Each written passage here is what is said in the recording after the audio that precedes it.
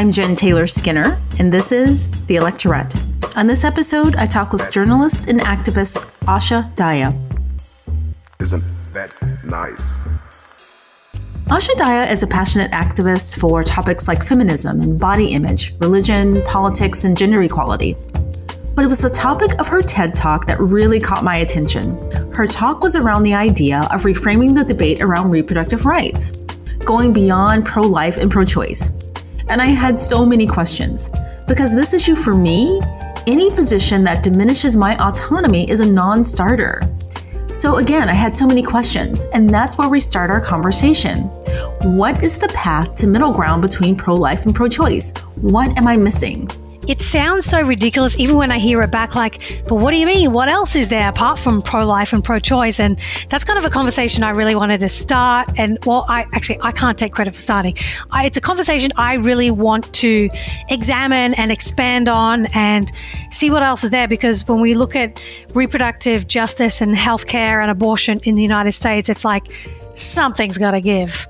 You know, as someone who's strongly in the pro-choice camp, right, it's really hard for me to find any middle ground with anyone or any group that I think wants to take away my bodily autonomy. So what am I missing? What's the middle ground that I'm not seeing? Yeah, and that's a very, very valid point. And I think people would mostly consider me in the pro-choice camp as well. And I totally agree with the idea of not kind of giving any ground to those who want to take away the rights of my and your bodily autonomy to find a way to, you know, help babies thrive. I think where the common ground is on issues like, okay, when you look at birth control, for example, if someone out there who considers themselves pro-life, they cannot wrap their head around abortion no matter what. Okay, well, let's look at birth control, because studies over years and years and years have shown that birth control is, in fact, the most effective way to, A, reduce the rate of unintended pregnancy and therefore reduce the rate of abortion in many cases.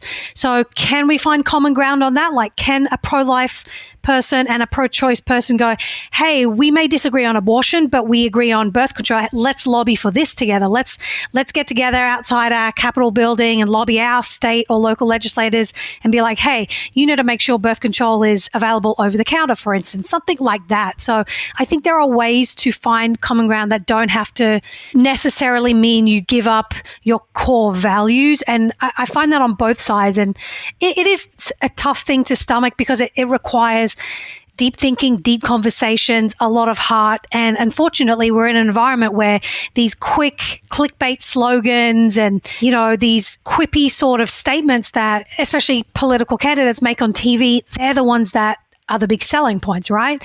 So to find common ground, it takes a lot more than just a 2-minute news segment. I think it takes these one-on-one, really deep and meaningful conversations. Right. You know, you come from an evangelical background, and do you refer to yourself as an ex-evangelical or? Yeah, I do. And there's a movement of like-minded people called the ex-evangelicals, and we're definitely growing in number. I think there's a lot more of us than even what people think and what recent studies show, because the millennial generation of ex-evangelicals, we kind of all grew up with the same kind of ideologies and values and lessons and books and CDs and worship music, blah, blah, blah. So yeah, I definitely would consider myself an ex-evangelical, but I'm still spiritual somewhat. I just don't know exactly where I would fit in, or I don't have like a definitive answer to all those big spiritual questions, which again is like I was taught to have an answer for everything and have an answer for why you believe, what you believe and who you believe in. And it must be very clear cut and black and white, but I'm like, you know, life just isn't like that. And so I'm happy kind of being in this ambiguous area. But yeah, that's a very long answer to your question. Yes, I'm an ex-evangelical. No, because we kind of talked about this a bit over email offline about the fact that I come from a religious background, but it's a little bit different in that I grew up in the South. And in the South, everyone's forced to go to church, right? It doesn't matter what you believe. So, you know, as soon as I became an adult and went off to college, I didn't go to church any longer. And that's quite different from making the choice to be a part of that community. right? Do you know what I mean? Yeah, absolutely. Were you evangelical or were you Catholic? Well, what was your affiliation? Baptist. So, of course, abortion is considered bad. It's something that should be shameful. And, even when I was really young, I could see the hypocrisy and some of the things that were being taught in comparison to the behavior of some of the people who were teaching those things. And so it wasn't a hard choice for me to leave those ideas behind, right? Which is different from someone who goes into adulthood beyond college and, gets married and still kind of in that community. That's a very different transition. So I'm really curious about how that transition happened to you and what came after that. If you want to talk about that, you can. Yeah, absolutely. Well, just quickly, I will say, I don't know if you know, but the Southern Baptist Convention, when Roe versus Wade was decided, they released a statement basically saying that they agree with the ruling because they don't want to see women resorting to back alley abortions, which I thought was really interesting. But obviously, that isn't talked about as much nowadays. But so my, I guess, deconstruction and leaving the evangelical movement happened for a couple of reasons. I grew up in Australia where the political and religious environment were completely separate. There was no sort of sense of hearing about politics from the pulpit. I had no interest in politics. My parents weren't and still aren't very political. It's changing a little bit now, which I find sad.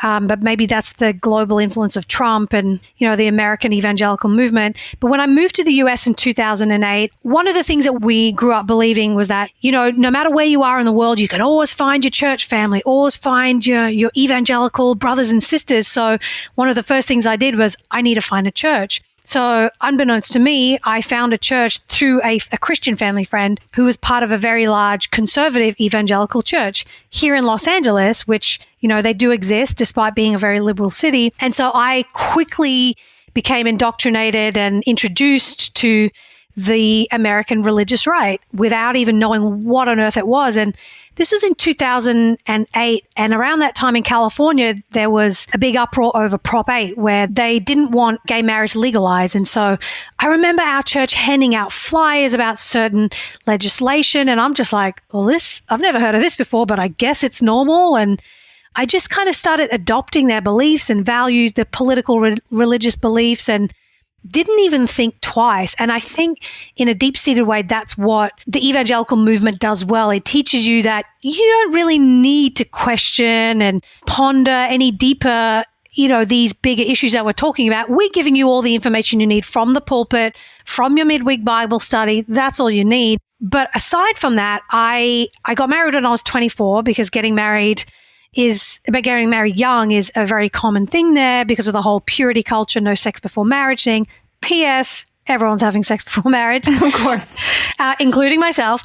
But my marriage ended up becoming fairly abusive. And so I decided that I was going to leave that marriage, which in itself was a really, really big deal because, quote unquote, God hates divorce. And I was shunned and no one was supporting me in that decision, except my parents, thank God. And so I ended up leaving that church. My husband actually worked at the church. It was a very big church and they had a lot of people on staff.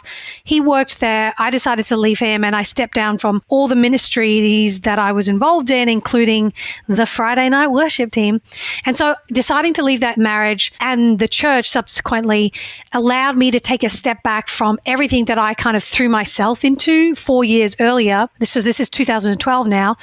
And moving to a different part of Los Angeles, I started associating with different friends and groups, and I work in the television industry. And so I think I started just becoming naturally exposed to different ways of looking at the world and issues and spirituality and politics, and realizing that, feminism isn't this evil thing that these awful women do because they hate men and children. I was like, you know what? I'm actually a feminist and I'm actually more closely aligned with these very progressive views than what I was taught in this conservative church. So I'm going to kind of explore this route and deconstruct what I was taught basically since birth and figure out who I am away from the influence of parents, church, conservative environment. And so I would still say I'm on that journey, but I definitely learned a lot about myself, and it's been difficult, but I really like the place that I'm at now. But in a nutshell, that's kind of how I left the church and how I began to disassociate with the evangelical movement. That sounds really, really freeing to me. I mean, did you have a sense of freedom, renewed freedom when you did that? Because I remember when I left home for college and I realized, I had this realization. I woke up usually, hey, I don't have to go to church this Sunday. I just felt really, really free. Did you have that feeling? Yeah, I think I've always secretly felt free when I didn't have to, quote unquote, go to church. But the real, the deep feeling of freedom has only been a very recent thing, because unfortunately, with a lot of the values that we're taught, whether it's about sexuality, about politics, with a lot of that comes a lot of shame. So even though I was confident in the decisions I was making, no, I'm not going to go to church. No, I don't believe this. And no, I'm okay. I'm not going to condemn myself for having sex before marriage and whatever else. I still felt a lot of that. And it wasn't until I started meeting other people in the ex-evangelical community and hearing other like-minded people who'd been through similar stories of abusive marriages and abusive families. My family wasn't abusive, but I'm just saying those environments where you felt like you weren't able to be truly yourself. It wasn't until I started hearing those personal stories that I felt, oh, okay, you know what? I'm not alone. And I think that just shows the power of personal stories and sharing that in a public setting to make other people feel less alone. So, but yeah, it is such a liberating feeling to know that I don't have to adhere to one single type of way of living or thinking to be right or to be good or to be valued in the world. Right. So one of the things that you talk about that happened when you left the church was that women who were still in the church started to come to you privately to talk about their own abortions, right? Yeah. So I was really fascinated with the few women that initially came to me on social media. They would reach out to me. So after I left the church, and my views started changing. Every now and then I would, share articles on social media, mostly Facebook, and share my opinions that had obviously changed since my conservative church days. And I did get some pushback publicly from people, but privately, especially when I started talking about abortion or birth control or reproductive rights, I had some friends from church, female friends, tell me secretly, oh, I'm so glad you shared that article, or thank you for saying that because my friend has had an abortion, or I've had an abortion, or I've had multiple abortions and I'm just too scared to tell anyone. And I'm like, in my mind, I'm thinking, thank you for trusting me with that. And I appreciate you reaching out to me. I'm glad that I'm a person that you feel you can trust, but also let's dissect that a little bit. And so it kind of started me on the journey of, why do they feel like they can tell me now that I'm no longer publicly out there as this conservative Christian? Why am I a safe space and their church that they're so deeply involved in is not? And so that kind of got me started thinking about and started becoming really angry about the state of reproductive rights and how we talk about abortion in America. So I think that one question that came to my mind when I heard that this was happening, this part of your story, and I think that every pro-choice woman probably wants to know this. So when they came to you and they started to talk about their experiences, why and how do they justify aligning themselves politically with these positions? What were some of the ways that they were able to reconcile the position of the church, their political affiliations, and the fact that they were benefiting from having bodily autonomy? Yeah, that's a very good question. I don't think there's one standard answer for it, but there's a few different things that I've identified over the years speaking to these people. And a couple of the women I've spoken to from my former church have agreed to go on camera and share their story publicly. And I'm really thankful for that they want to be part of this conversation. So the first thing I would say is, a lot of them don't actually know what the Republican Party vote for on a daily basis. They don't actually know that, for instance, there are many of them who are on services like Medicaid and Medicare. They don't know that the Republican Party are trying to defund Medicare. They think Obama was trying to do that, and they don't understand that the ACA was actually trying to expand Medicaid and Medicare access. So things like that, where they don't fully understand the intricacies of it, give you an idea on a larger scale how much lack of nuance and deep discussions there are about how politics plays into your everyday values, So that was a big thing for me. The second thing that I want to say is they're more ashamed of people publicly knowing that they had sex outside of marriage by seeing a visibly pregnant belly than they are about getting an abortion and quote unquote, covering up their quote unquote mistake, which is the way one friend put it to me. when she became pregnant and she shared her story publicly with me and on my blog, she told me it was a one-night stand, first of all. She did get an STD, and her first thought was, I'm going to go to Planned Parenthood and get an abortion and just start all over again. God's going to forgive me and I'm going to get on with it. And it's like, so you're already, living in the assumption that you are forgiven, and that you're able to justify what you did, but yet you want to protest the right of other women to have the same access to you. And one of the women who has shared her story publicly, the one who had a one-night stand and got an STD, she said to me, she still calls herself a pro-life Christian. She's not very involved politically and doesn't, look at stories every day and all of that. She once told me Obama was bad. And when I asked her why, she couldn't answer, that kind of thing. She was like, I totally used to judge before very quickly about people who would get abortions. And now I realize you don't know anybody's story. So like just that little bit of ground she was able to understand just going through it herself was like, that's an opening right there. That's someone who I can see would be like, I still identify as pro-life and I'm able to find common ground in perhaps sex education or contraception access, things like that. So yeah, there are a number of different aspects that allow them to justify it, and frankly, there are some that just don't, that they'll say like, oh, I had 2 or 3 abortions and I fully regret it. And so I'm now trying to overturn abortion access for everyone. And one of those people is, I don't know if you know of Abby Johnson, the woman who that movie Unplanned was based on. And she, talks about how she used to work at a Planned Parenthood in Texas. And then she had 2 abortions herself, and she saw an abortion being performed and she had a change of heart. And all of a sudden she joined the protesters outside the clinic. And now she tries to lure clinic workers away from their jobs and tries to give them other opportunities. So there's a whole gamut of reasons why pro-life, Christian, Republican, Catholic women will also choose abortion on the same rate as anyone else. So it's a matter of like having those one-on-one conversations and getting to the heart of like, okay, there's obviously something more going on here than just people who are having abortions and people who are not. So yeah, it's interesting. Wow, no, that is really interesting. And I guess the last woman you mentioned, I guess it's kind of like a redemptive act for her, right? To absolve herself from guilt from her own abortions, which is really, really, yeah, I just find that really interesting. And the other woman you mentioned, where someone's had an abortion and then they ask for forgiveness and then they just go on about their lives and they go back to church and they never have another one-night stand. I mean, probably they will have another one-night stand. But, I wonder in their minds, and you don't have to answer this, but I just wonder in their minds what they think distinguishes them and their abortion from the women that they're trying to keep from getting abortions. Do they think that like they're good because they've asked for forgiveness and the other women are terrible because they don't think to ask for your forgiveness? Like, I just don't understand how that works. Yeah, I would love to know the answer to that too. I guess there would be a gamut of answers, I'm sure.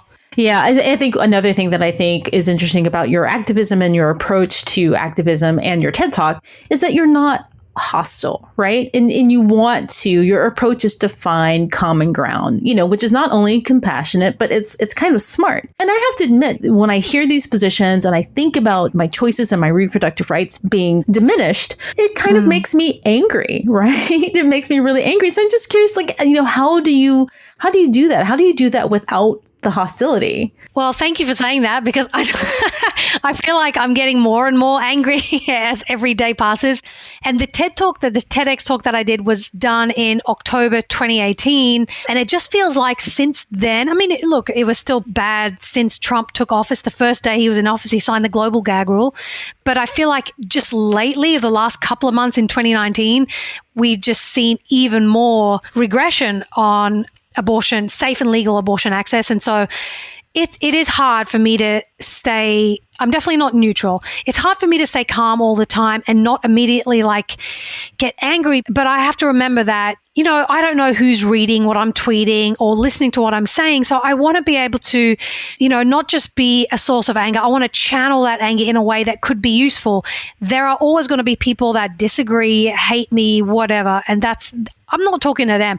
I'm talking to the people that are interested in hearing information. So for me, it's like, how do I combat the anger and the hostility that is rising within me? And for me, it's like being informed, constantly reading stories and articles and looking at the data and informing my opinions around that and starting conversations around that. And often it is calling out hypocrisy where it is warranted. Like just recently we've seen, or the way that migrant kids at the border are being treated, the way that a lot of these migrant youths are dying in American custody. It's like, well, that needs to be called out as hypocrisy because why isn't the pro-life lobbying for that? And what about the women in ICE custody who are having miscarriages? Like that's a life. That, they have a heartbeat, their fetus had a heartbeat, and maybe they wanted to bring that pregnancy to term. Why aren't they being advocated for in the same breath as, the pregnancies in the United States? And so for me, it's just a matter of situation by situation, being informed and, figuring out what the best way forward is. And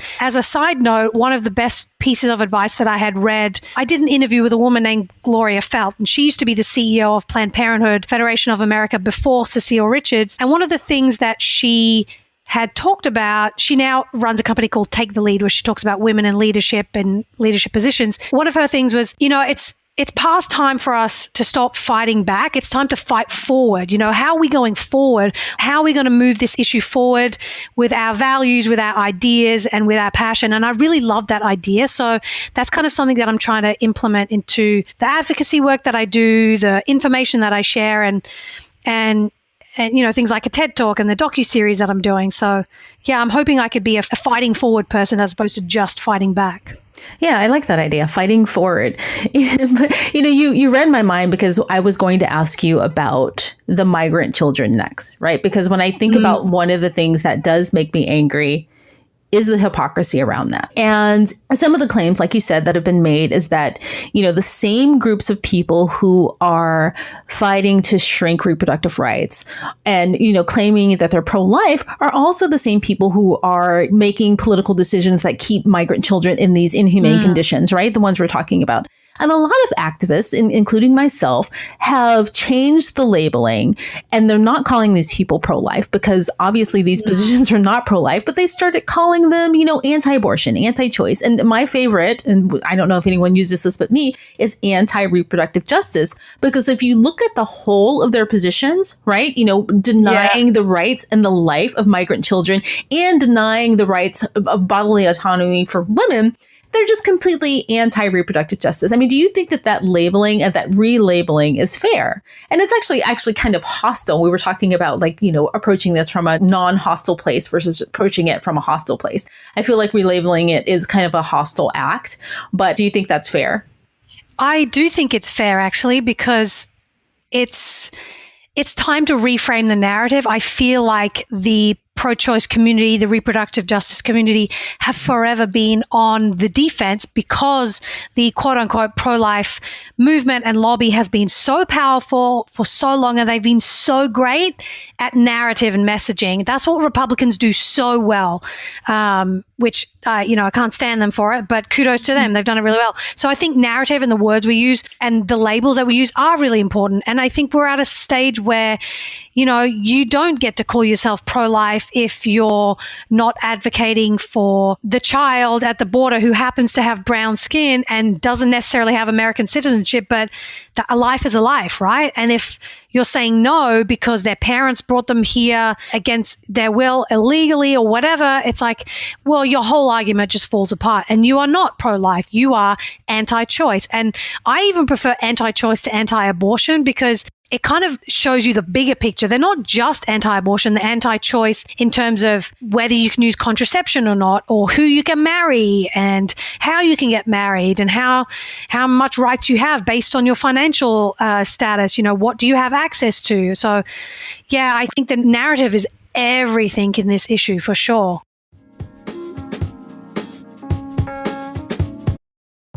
This episode is brought to you by Progressive Insurance. Do you ever find yourself playing the budgeting game? Well, with the Name Your Price tool from Progressive, you can find options that fit your budget and potentially lower your bills. Try it at Progressive.com. Progressive Casualty Insurance Company and Affiliates. Price and coverage match limited by state law. Not available in all states.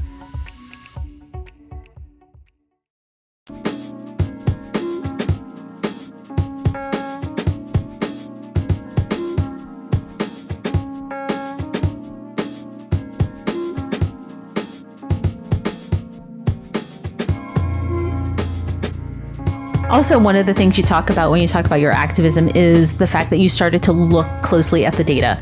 And one of the statistics you found was around women who were religious, right? And I think it's something like 4 in 10 women were churchgoers when they decided to have an abortion, right? Yep, and another thing that you mentioned is that conservatives are really, really good at messaging.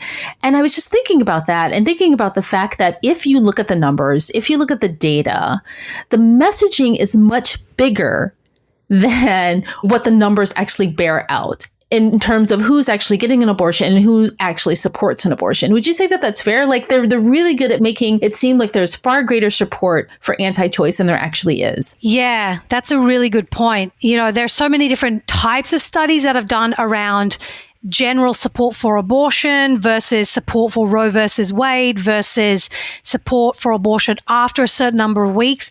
And so it's very easy for them to be like, well, the majority of Americans, 80% or whatever they say, I don't follow their accounts, except when people retweet or screenshot them, support, there's a growing pro-life movement. Actually, that's incorrect. And I know this for a fact because a friend of mine who's a documentary filmmaker, this is just an example, she is making a documentary about the religious right movement and focusing on a few key figures.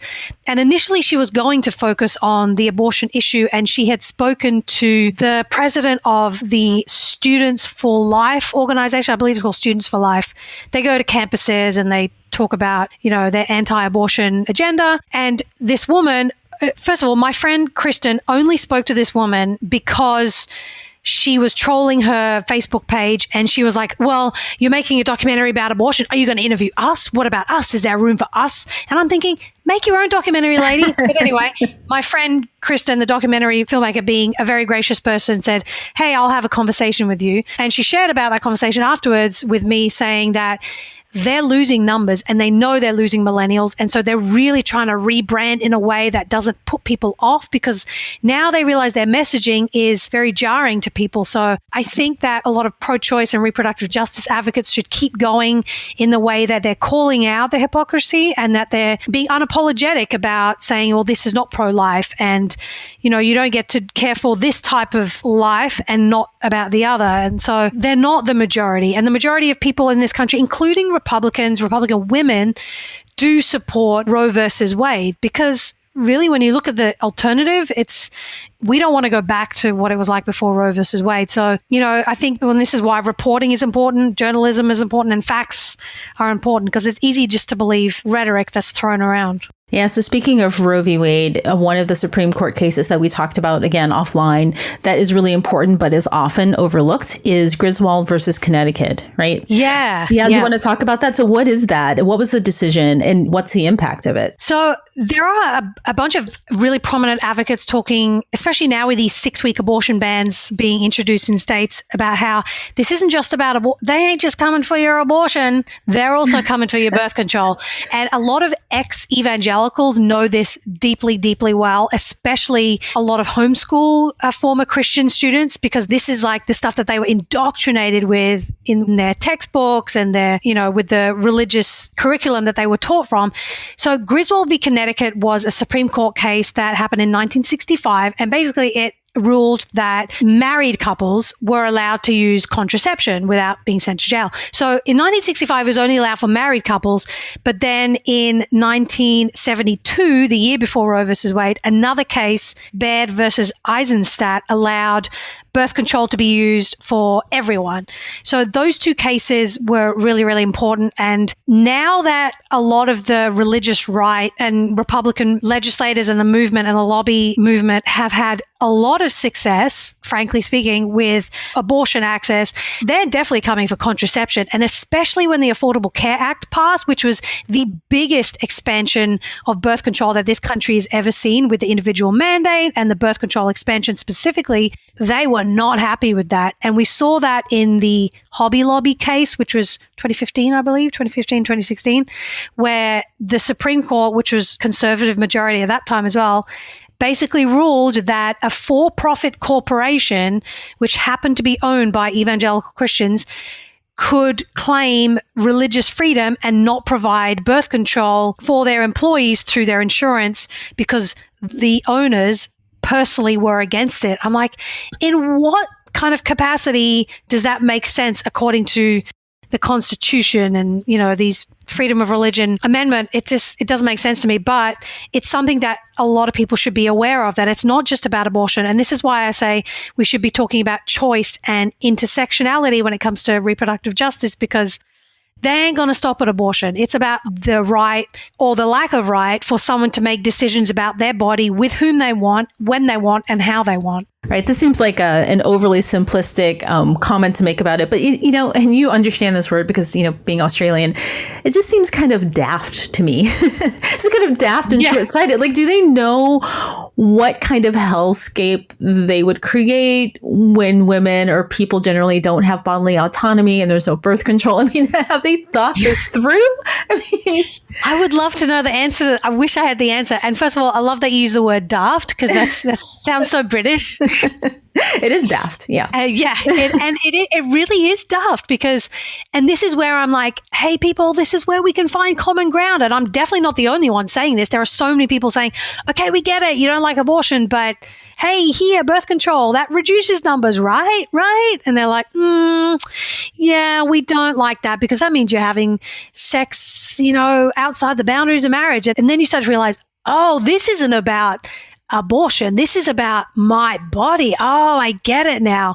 I don't have an answer for why they think that way. And, I see statements from very big organizations and then I hear comments from individual people on that side of the aisle. And I just find that there's not a lot of consistency. And when you really break it down to specific issues, whether it's migrant children at the border or access to birth control, which reduces unintended pregnancies, there really isn't a lot of consistency. And so, but the only thing that is consistent is it's about bodily autonomy. So yeah, it's really frustrating because there are plenty of people out there who just don't want to compromise and don't really care. And also they're not willing to look at what's going to happen when you take away all these rights. People say, oh yeah, Handmaid's Tale, blah, blah, blah. You don't really have to look at the Handmaid's Tale. All you have to do is look at what's happening in America now. Like Alabama, for instance, when they passed their total abortion ban, which hasn't gone into effect, by the way, and most likely won't, people are like, oh, great job, Alabama, you did it. And one conservative commentator tweeted, Alabama just became a sanctuary state for babies. And I'm like, oh, but did it? And then all these other people, which I thought was great, a bunch of other people, reproductive justice advocates, were tweeting, actually, Alabama is number one in infant mortality rates, ranks among the top in maternal mortality rates, lowest in education. I'm like, how do you call yourself a quote-unquote pro-life or sanctuary state for babies when what is just being allowed to be born the lowest bar that you can find? Because that's not life. That's just birth. And yeah, there's just so much around this issue that they just don't take into account. Like, you don't get to say, oh, we've done everything for a child, but you're born, sorry, you don't get healthcare. I mean, one of the theories that I heard, one of the theories that really stuck with me, it was a really early interview I did with someone named Laura Briggs. She wrote a book about reproductive justice.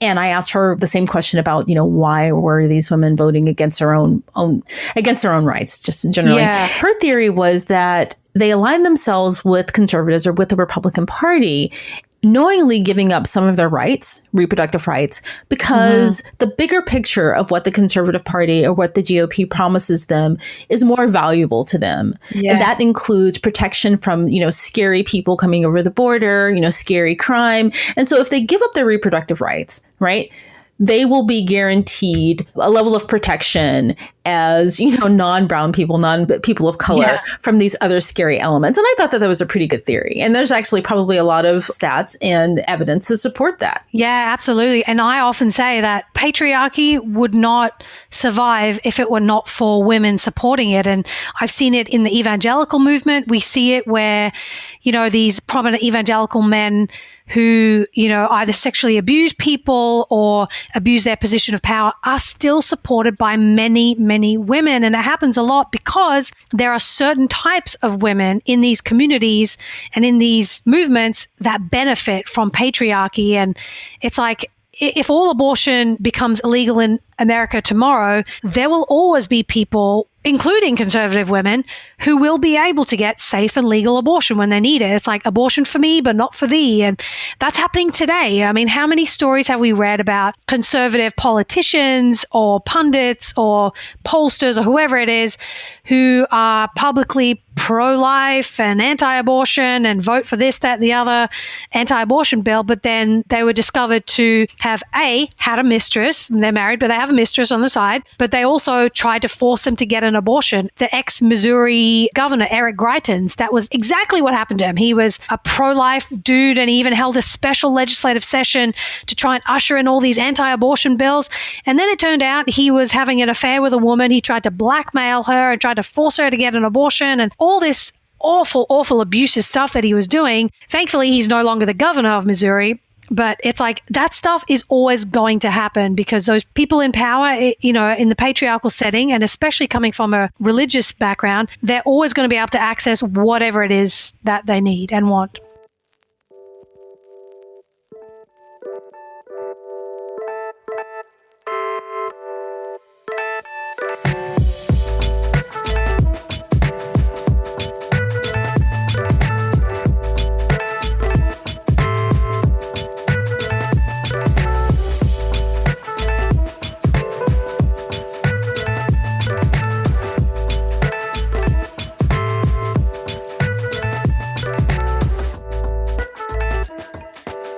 So I wanted to take a moment to talk a bit about the Democratic primary. Big field.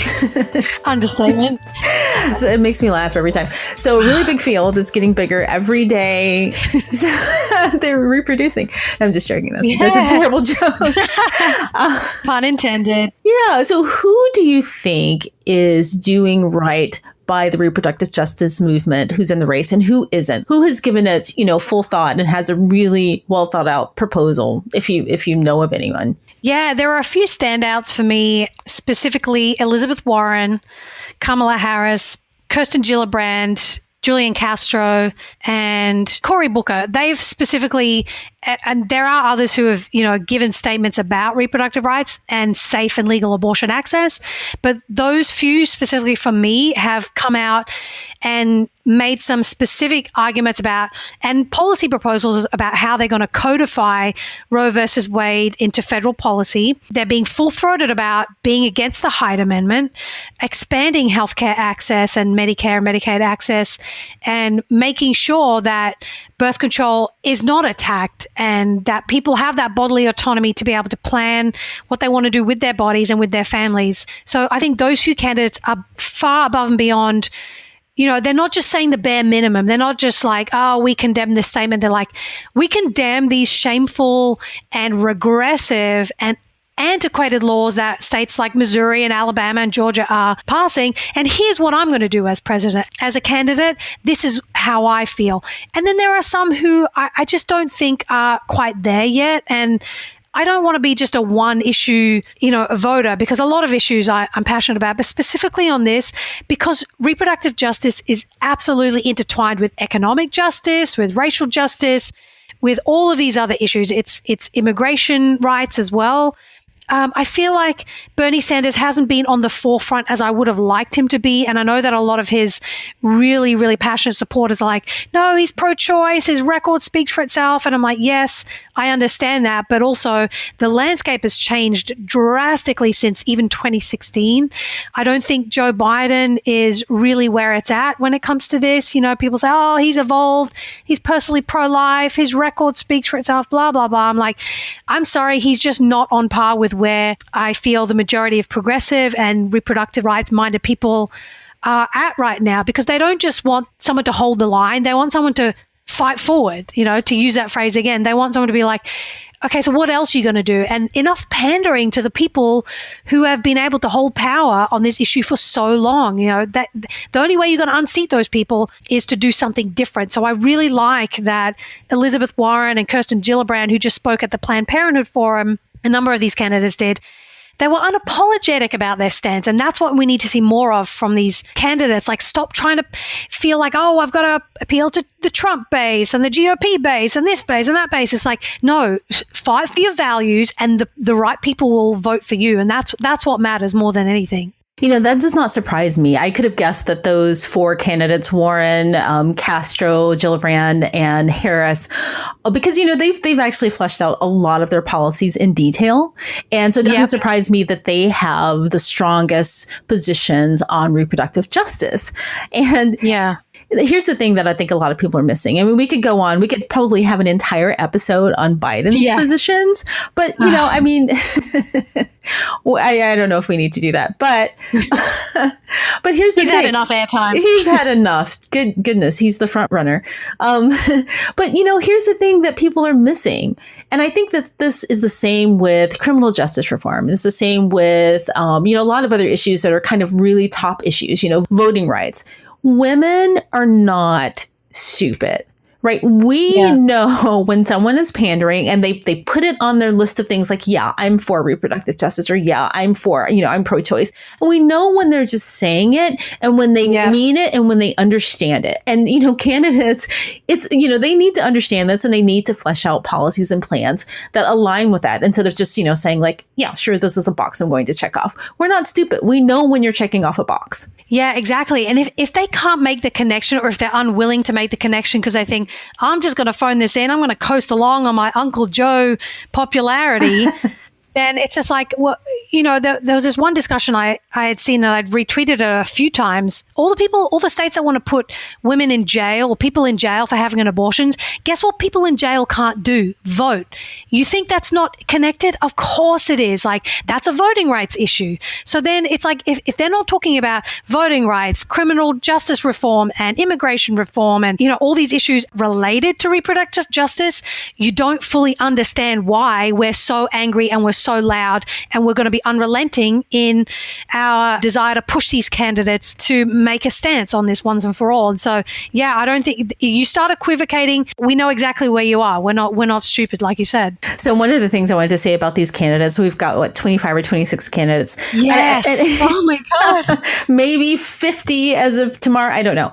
But I just want to say, and I want to be clear about this, is that thinking through all of them, and some of them are on the margins for me, all of them would be better than Trump, right? If we could just flip a switch and say, okay, you're the president now, I think every single person who's running would be better than Trump. Right.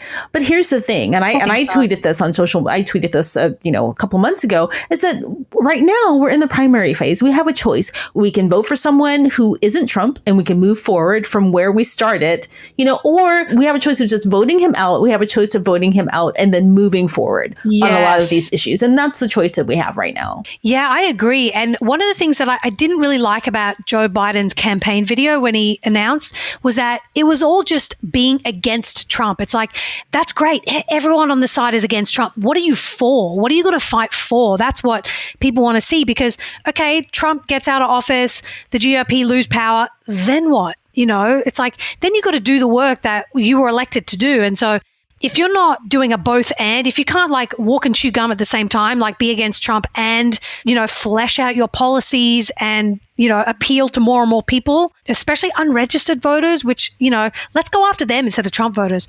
If you're not doing that, then I feel like your heart's not in it. And also there are a couple of candidates where I'm like, you should be running for the Senate. We need the Senate. Like, why isn't Beto O'Rourke?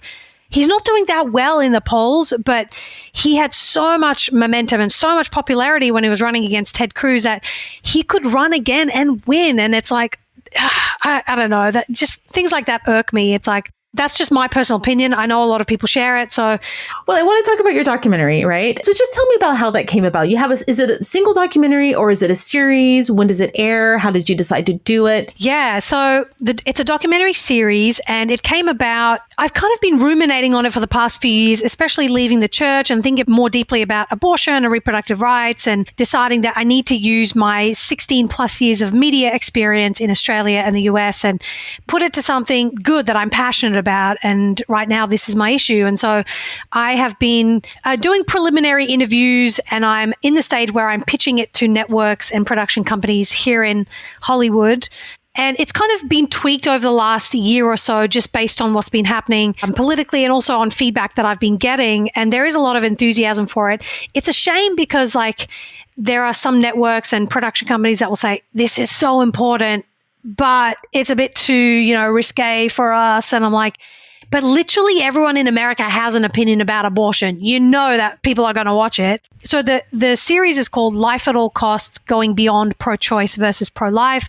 And it's kind of starting off with my story as a journalist and as a former evangelical, kind of sharing where I've come from and why I'm passionate about this issue, and going on a journey to meet people of all different stripes. I don't like to say from both sides of the aisle, because my point is, to kind of forge new ground in this conversation, but meeting all different people and talking about issues like America's high rates of maternal mortality, incarcerated pregnant women and how they're treated, and the foster care system and healthcare and birth control access. And I don't just want to look at it in the US. I kind of want to use the US as the first episode as a jumping off point, but I want to look at what's happening around the world too. Ireland just legalized abortion last year. South Korea has just legalized it.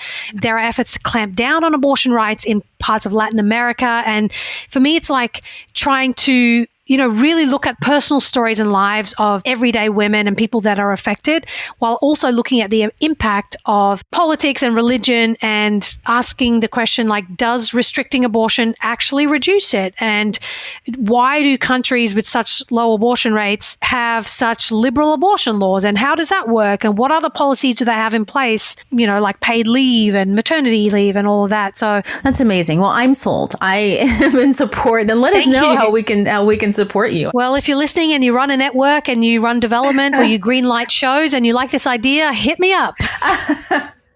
Well, Asha Dahya, thank you so much for joining me. Thank you for your activism and for your work around this. It's really valuable. And I hope to talk to you again someday under better circumstances.